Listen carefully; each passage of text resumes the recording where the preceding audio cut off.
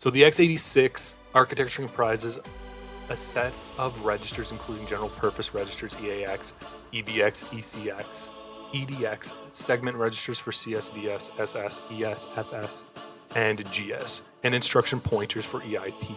Instructions operate on these registers to perform operations such as data movement, so move, and arithmetic computations such as add and sub, logical operations and/or in control flow management, jump call, and return. So some of the tools that you can be using here are IDA Pro or IDA and Ghidra for disassembling the binaries and converting them to machine code back into assembly language. These tools provide platforms to analyze control flow, identify functions, and understand the program structure. For instance, IDA offers a graphical representation of the program's flow, aiding in the visualization of the execution path, and as we demonstrate later, Ghidra does as well.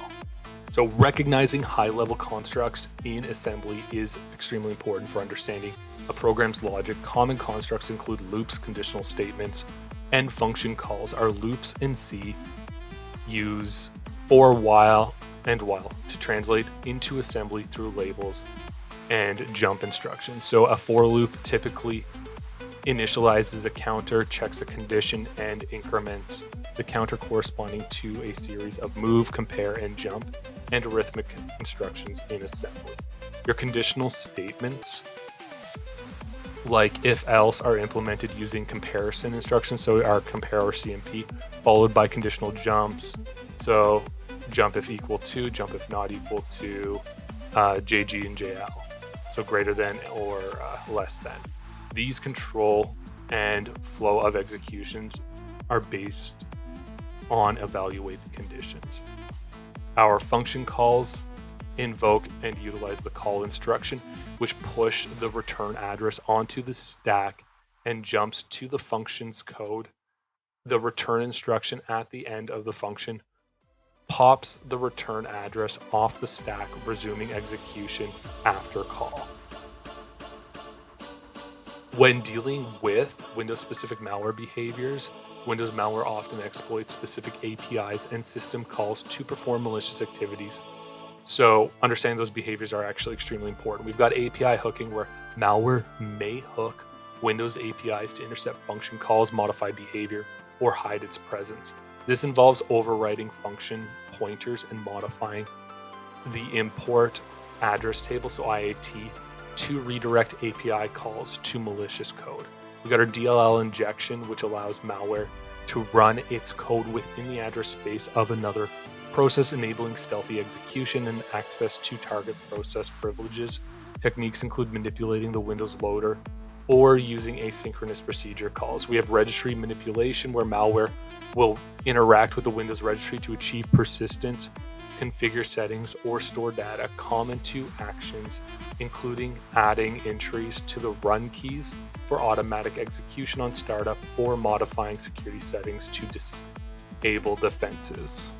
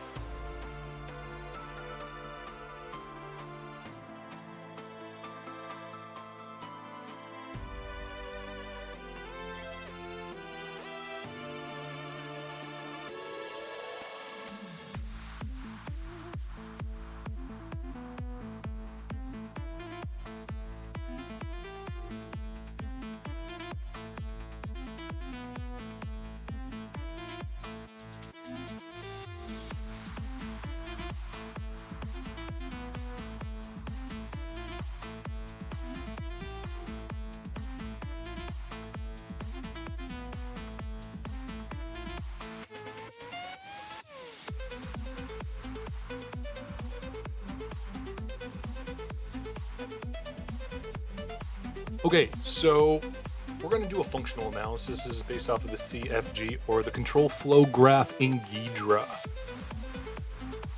There could be some obfuscation or decision-making logic that we can go off of, including anything related to load library for dynamic load DLLs. So in the main function here, it takes a C style argument. So our int, argc, our char, argv, char, envp.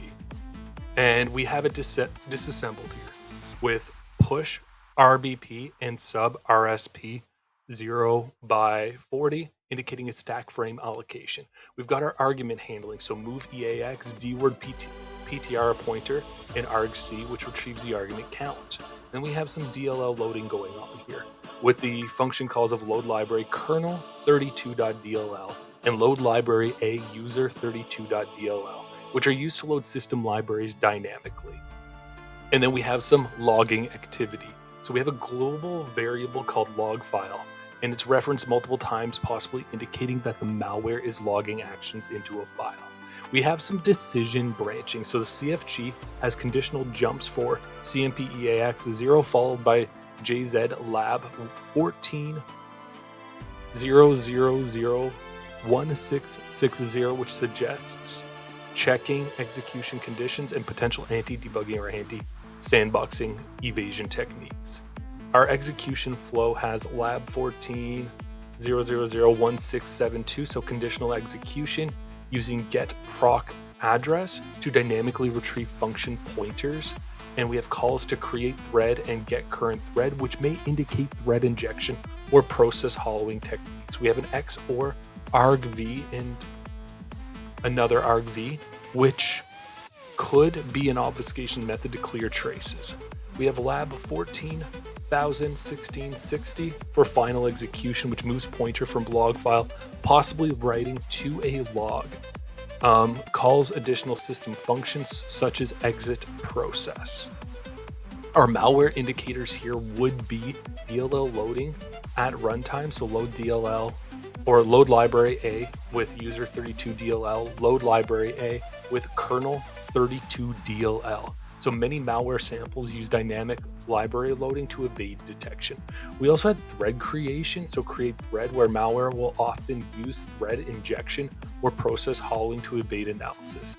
We have logging activity, which writes execution data to a log file, possibly for debugging or exfiltration. And we have obfuscation techniques, where XOR operations and arguments might be used to clear traces of encrypted data. So some of the other things we can do is continue on with our static analysis, or move on into dynamic analysis and do some signature-based detection using Yara rules. As you can clearly see here, though, we call it the text file keylog.txt. So we do know that this is an actual logger, logging actions, and, well, it's a keylogger.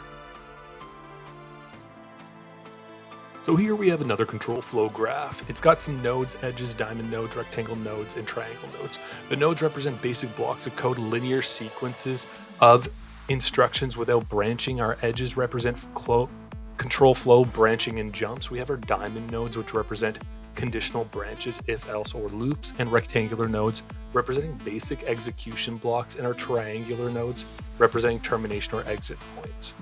We have our main function where the initial logic is set up, and then it proceeds to 16.5a, which likely contains the initial setup operations. We have conditional checks that occur at 1672, leading to a true branch executing 1697, and additional checks. We have a false branch skipping over certain operations. We have several conditional checks, so 16a4, 16b4, and 16bf, following in sequence, forming a decision chain.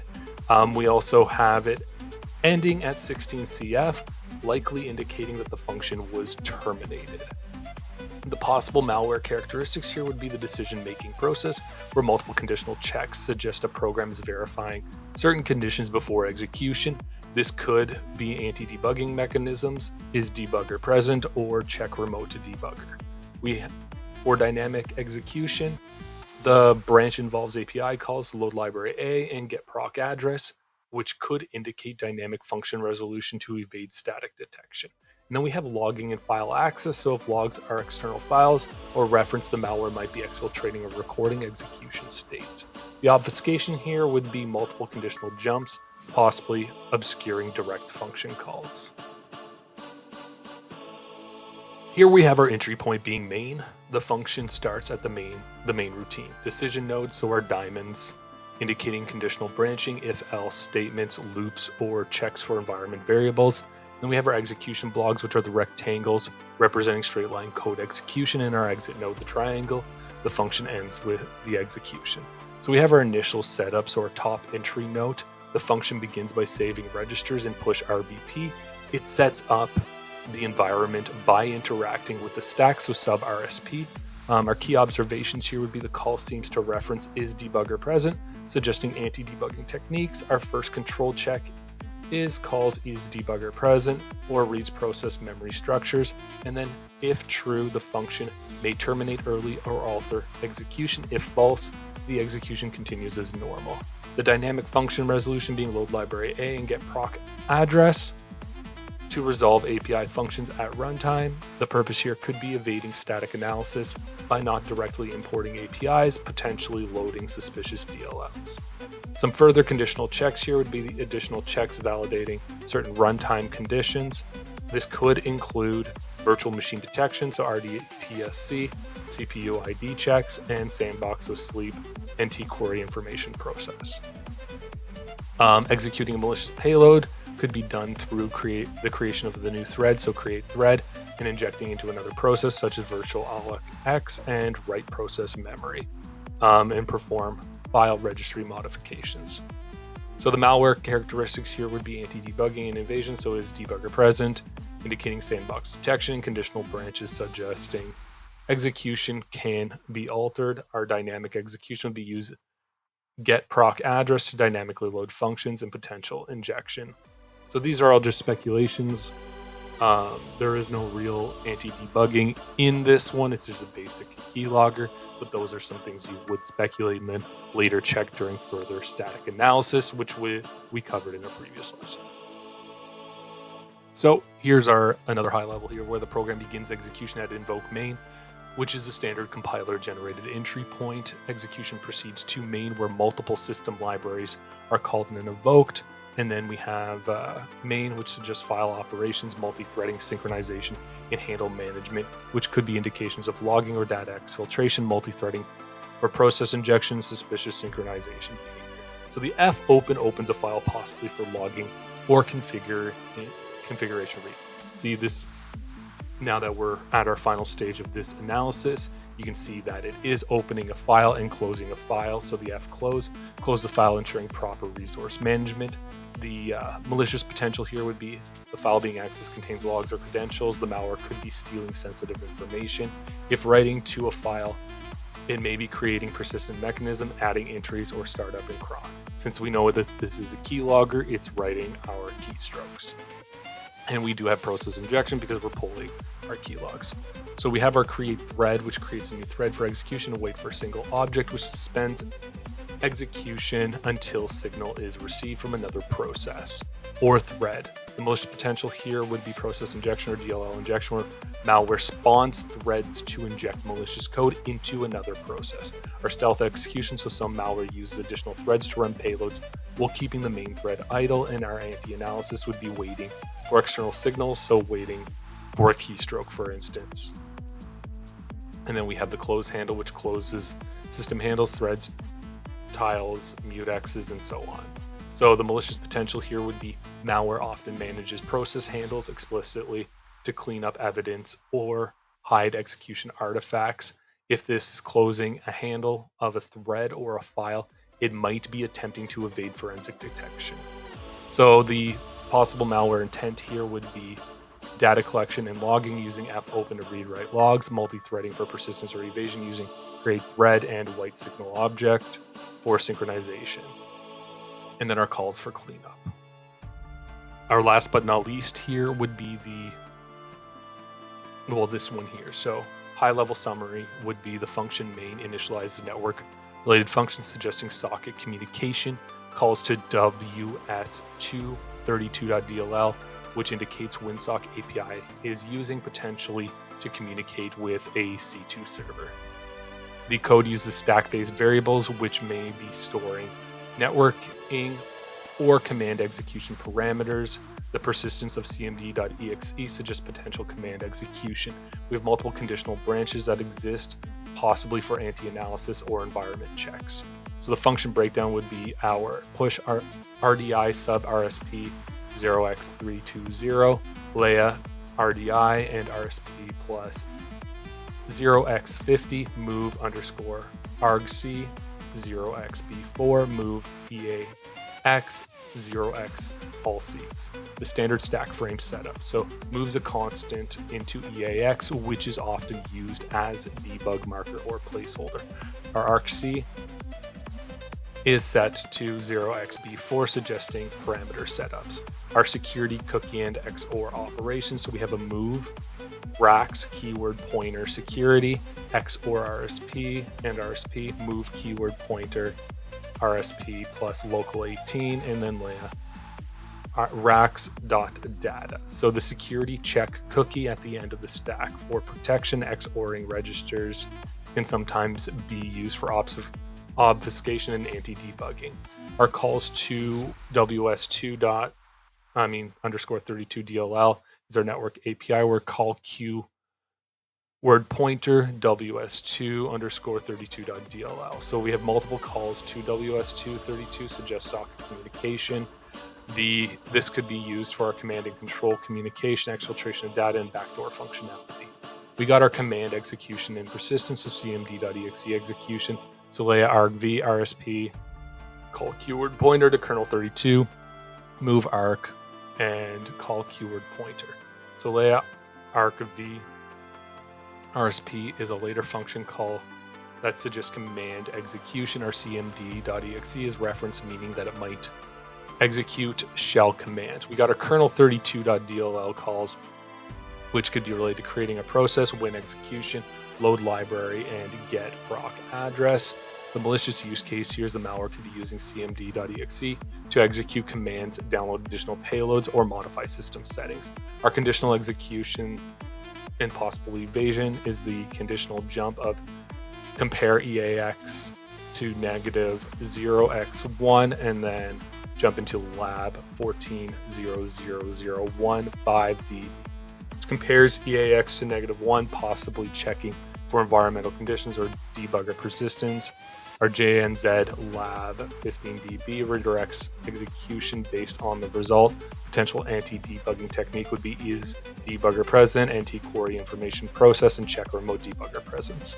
Our code injection and process manipulation here is a stack allocation for process injection. So we've got our move keyword pointer RSP local 308, same thing for 300, 2F8, and 2E0. So we have multiple stack allocations indicating preparation parameters for another function call that could be process injection. So creating a remote thread and shellcode execution for virtual alloc and write process memory. So potential malware capabilities would be our network communications, command execution, and debugging, process manipulation, and persistence. So this is indeed a reverse shell, so it does have external communications and persistence mechanisms.